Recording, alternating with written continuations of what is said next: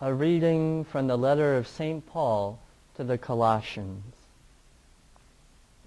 Brothers and sisters, let us give thanks to the Father who has made you fit to share in the inheritance of the holy ones in light.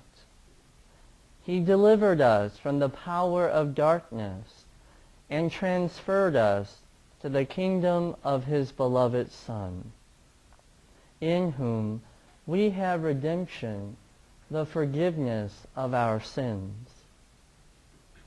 He is the image of the invisible God, the firstborn of all creation.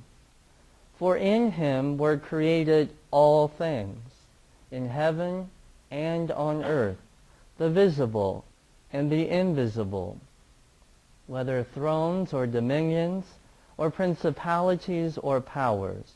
All things were created through him and for him. He is before all things, and in him all things hold together. He is the head of the body, the church. He is the beginning, the firstborn from the dead, that in all things he himself might be preeminent. For in him all the fullness was pleased to dwell, and through him to reconcile all things for him, making peace by the blood of his cross, through him, whether those on earth or those in heaven. The word of the Lord.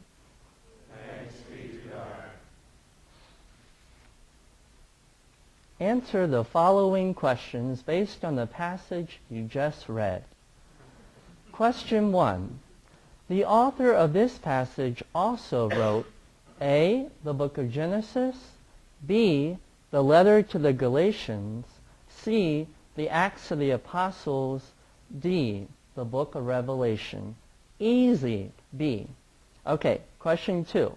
The figure described in the hymn most closely resembles A, Lady Wisdom, B, the patriarch Abraham, C, King David, or D, the burning bush.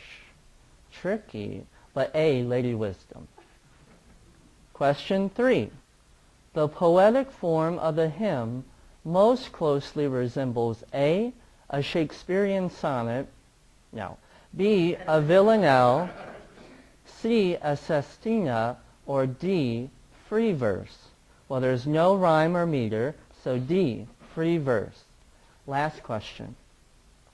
What word is repeated 8 times in the hymn for dramatic emphasis? A, God, B, he, C, all, or D, first? Well, they're all repeated, but C, all. Pencils down. I hope that if we encountered the kinds of questions I just went through on the GRE for this passage, we would all find it equally easy to tackle. Really, from a literary point of view, this passage is pretty simple, due to the fact, the literary device of repetition. If you couldn't get it the first time, maybe the 7 other times that the passage says that Jesus is all, you would get it. So simple. But that all can be broken down into 3 more deep theological points. 1, Jesus is cosmically big. Heaven, earth, visible, invisible, through, with, for, all that language is saying Jesus is big, cosmically big. Second, Jesus is the way that we are forgiven our sins. A little more subtle, but it's still there in the passage. And 3, probably the biggest claim of all, the most important, Jesus is God. So while literarily the passage is pretty simple, Jesus is all, with those 3 subpoints, we who are Christians have to slow down enough to get how big the passage is. It's a theological stop sign. That's what I think, a theological stop sign. We believe what's in there, so we let it wash right over us, week after week when we sing it. But this passage is the very reason we are who we are, and those other people who are not with us are not with us. The claim that Jesus is God, that he is the forgiveness of sins, that he is cosmically big, before time, through time, and for all time. It is the thing that makes us different. So because it's simple but it's deep, there's another question that you're not going to find on the GRE that we have to sit with. And that is question number 5.